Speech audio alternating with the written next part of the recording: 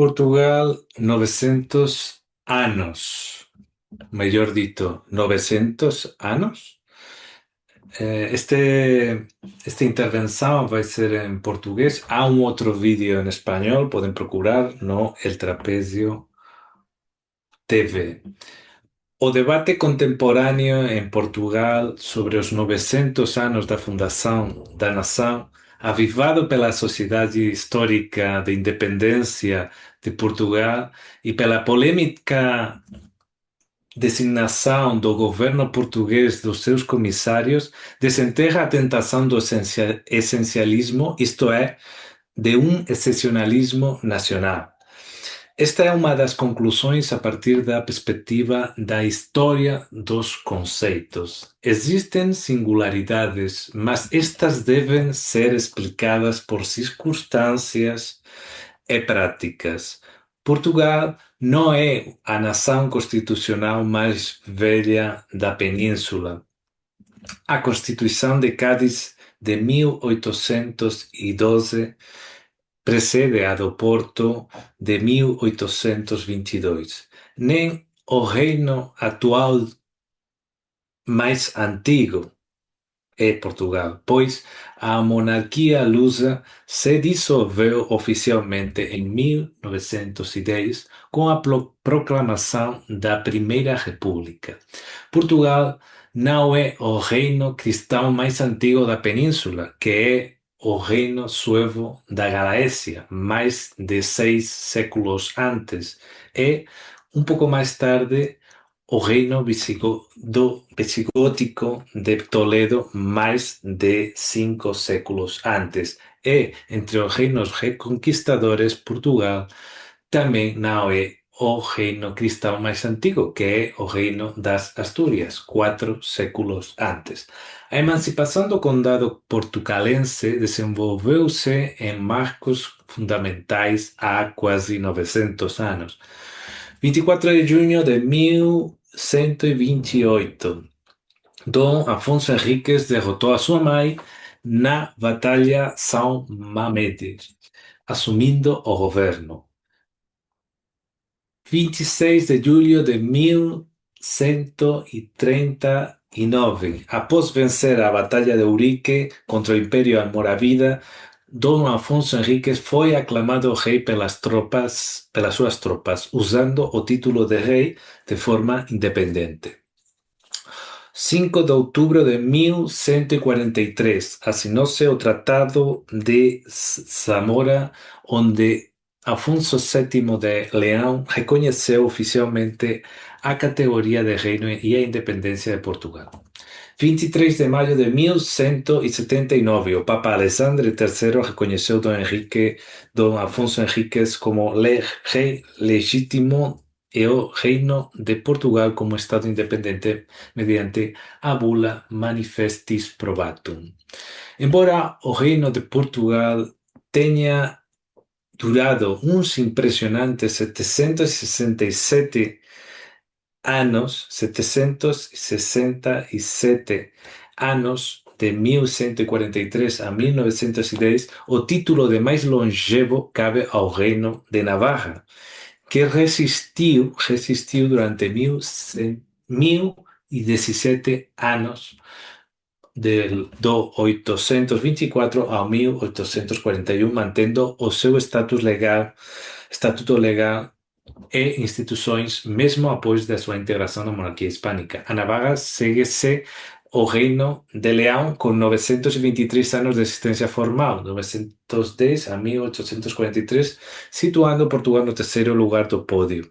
O ranking é fechado pelo Reino de Aragão com 672 anos, 1035, 1707, e pelo Reino de Castela com 642 anos, 1065, 1707, tendo estes dois últimos desaparecido juridicamente com os decretos de Nova Planta.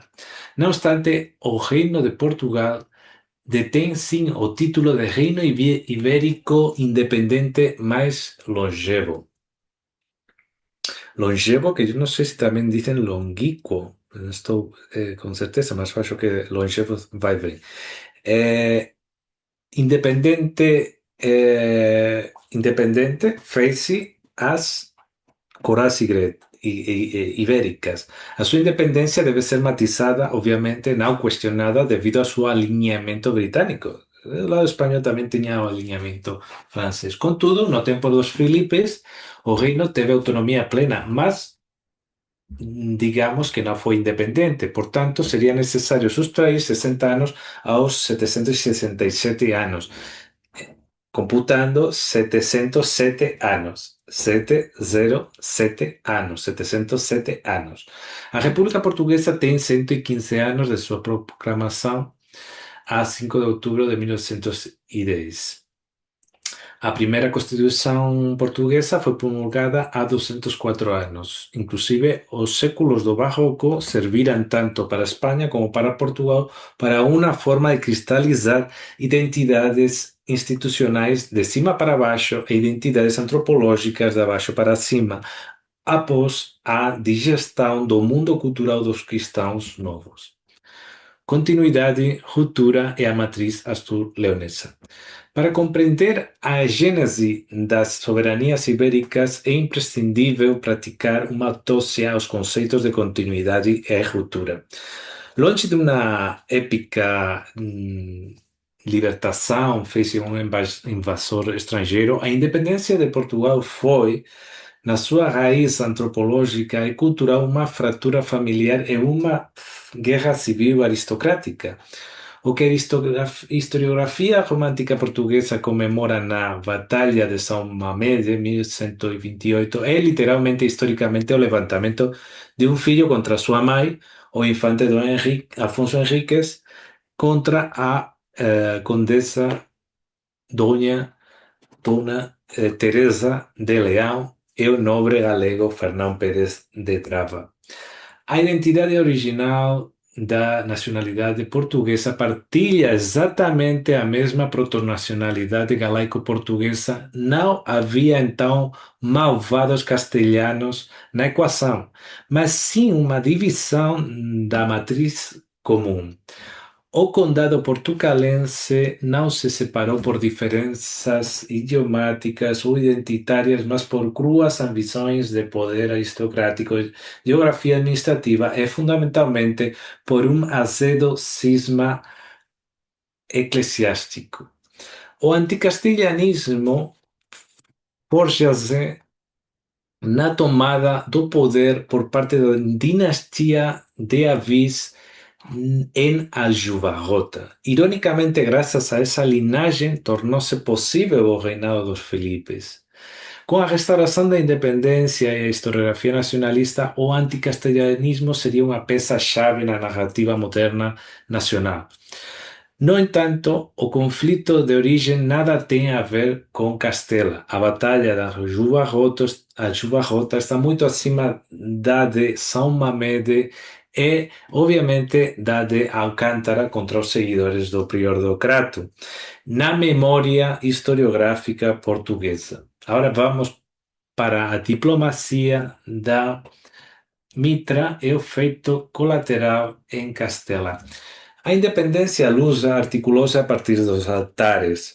Foi a encarnação política do braço de ferro entre a arquidiócese de Braga e a de Santiago de Compostela. Em meados do século XII, os arcebispos de Braga envolveram-se numa disputa com a arquidiócese de Toledo para fazer valer a sua jurisdição primaz sobre toda a Península Ibérica. Toledo viu reconfirmada a sua primazia sobre a Espanha, enquanto Braga obteve a primazia sobre Portugal com o título de Primaz das Espanhas.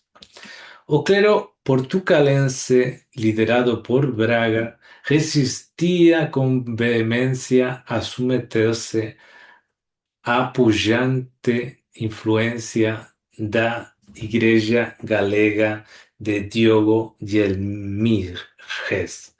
Para evitar tornarem-se sufragâneas de Santiago de Compostela, as élites religiosas de Braga legitimaram interna e externamente o projeto secessionista de Dom Afonso Henriques.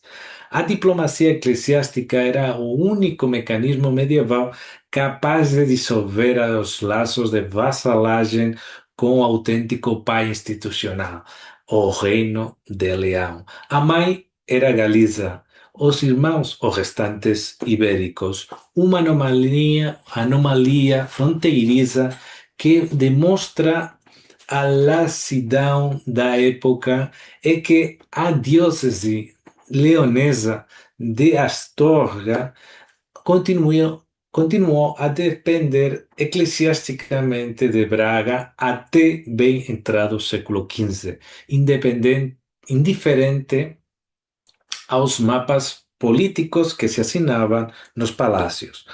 As respectivas casas reais, inclusive, continuaram a ter propriedades do outro lado da fronteira.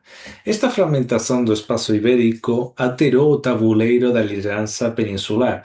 Através de uma perspectiva contrafactual, resulta evidente que a independência de Portugal acabou por beneficiar colateralmente Castela. Ao tornar-se independente o território portucalense, o Reino de Leão ficou debilitado e encurralado, perdendo a sua projeção expansiva em direção ao sul.